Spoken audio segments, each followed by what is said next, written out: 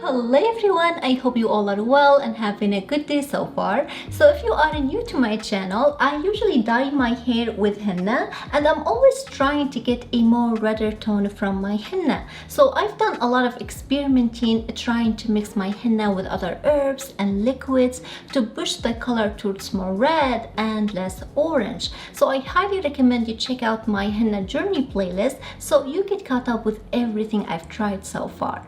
But today we are trying mixing the henna with mulberry juice. So we have a mulberry tree in our backyard and we've been harvesting a lot from it. They're not only so good, but they do stain anything they touch with this beautiful purple stain. Now the henna stain is orange and the mulberry stain is purple. So you might be wondering what color you get from mixing orange and purple.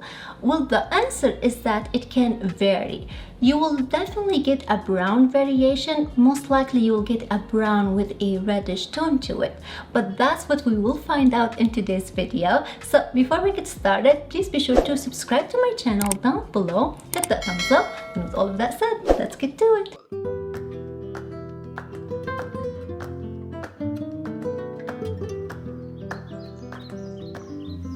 Now, first things first, we have to work on our mulberry juice. So to a large pot, I'm going to add my mulberries and I'm also adding 1 cup of distilled water just to get the party started. Now on a medium-high heat, you're going to bring this up to a boil and then you can turn the heat down and use the back of your spoon to smash the mulberries slightly so we can release more juice. This looks so good, but I'm also going to let it simmer for 15 minutes so we can get a nice rich color.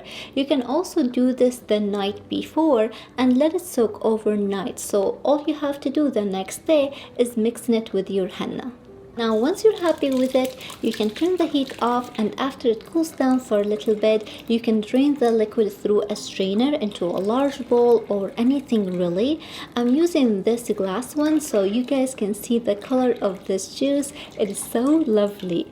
And I'm using the back of my spoon to squeeze all the liquid out of the mulberries so I can discard them.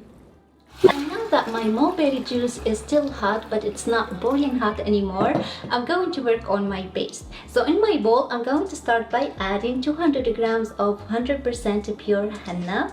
And of course, you can just use a pure henna powder all by itself, and I'm sure you will get a fabulous color. But I like to enrich my mixture with other Ayurvedic herbs as well. I think it really helps to strengthen the hair more, stimulating hair growth, as well as conditioning the hair and the scalp. That's why I'm going to add some aloe vera powder, and you can use aloe vera gel if you have that as well.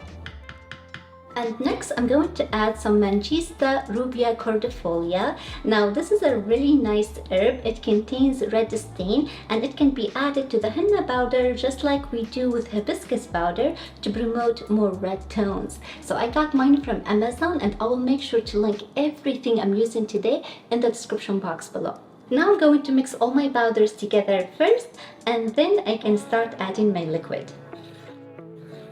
Alright, so like I said, my mulberry juice is still hot but it's not boiling anymore, which is perfect. So I'm going to add it nice and slow and mix it in really well until I get a smooth dense paste. You want your paste to look like pancake batter or brownie mixture. Alright guys, now this is perfect. I'm going to cover it up and let it sit for dye release. Now when you're using such a dark liquid like the mulberry juice, sometimes it is hard to see the dye release with the simple spoon test. Now from experience, I can already tell that the dye has been released. But if you want to make sure, you can always take a dab of the henna paste, put it on the palm of your hand, wait like 10 minutes and rinse it off. And when you see a beautiful color like this, you know you got your henna to dye release. So now I'm ready to apply this paste on my hair. This is really so exciting. I got myself ready. My hair is nice and clean. I use just shampoo. Don't use conditioner because it can really create a layer on your hair and prevent the henna from penetrating to your hair. So we don't want that. Just use shampoo and wear something you don't like. Get your gloves ready so you don't stain your hands and nails. And I got my paste here. Everything you need, just have it ready next to you because you don't want to run around when you are in the middle of applying the henna. And saturation is really important when it comes down to this. So really take your time to apply the henna on every section of your hair and really saturate it. I'm going to take my time doing this. So for you, it's probably only going to be a few minutes, but in real life, this usually takes me about 40 to 45 minutes. But that's okay, I got the time today. It is the weekend, I got my water here, and I'm just going for it.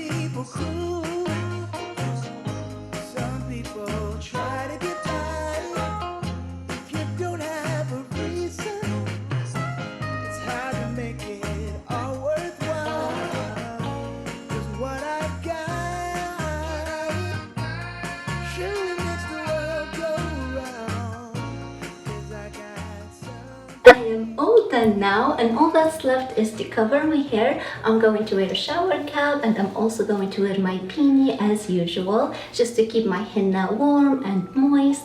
And I'm going to leave it on my hair for a few hours. Usually my sweet spot is between 4 to 5 hours, and then I'll rinse it off. Today I let the henna sit on my hair for about 4 hours and 15 minutes.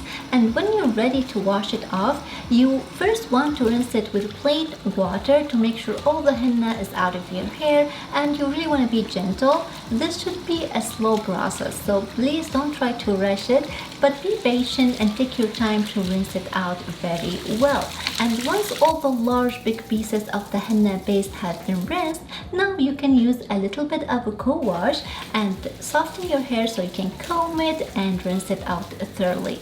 But please don't shampoo your hair. You want to wait at least 24 hours before you shampoo your hair, because the henna goes through a process called oxidation, and during this process the color permanently binds with the keratin in your hair permanently. So you really don't want to disturb this process, because during this process the color deepens to its final shade. This time I was really glad I was able to wait 48 hours to shampoo my hair before I show you guys the results. So let's take a look. First of all, look how shiny my hair is. It is always so difficult to show you guys my gray roots after, just because my hair is so shiny after the henna treatment that it almost looks white. So I keep trying to find the perfect light and the perfect angle that shows the true color of my hair best. So as you can see, this time I got this beautiful deep red color on my gray roots. You can really see it when I'm indoors, but outdoors it is bright, stunning, rich red, and it turned the rest of my hair a brilliant ruby red, almost like a cherry cola, or you can say red wine color. It is so beautiful, and in certain light it can look a bit velvety, and that's because we use the mulberry juice. It is just so stunning, and I really love how the sun makes the colors stand out. Alright guys, this was so much fun to just go outside to my backyard, grab some mulberries and do this. But you can use any berries that you can find at your local grocery store and just give it a shot. Now I know a lot of the orange red hints in my hair goes back to using a lot of henna, but that shows you the quality of the henna I use was phenomenal. I've been doing henna for a long time and I've learned a lot on the way, and I am still learning as I go. But the number one most important non-negotiable rule when it comes to applying henna and getting good result is to use good quality henna, because you can do everything right, but if your henna is bad, you will get no stain. But that completes this video, guys. I really hope that you all enjoyed this video and found it helpful. Now if you did, please thumbs it up, consider subscribing. Thank you so much for watching, and I'll see you next time. Bye!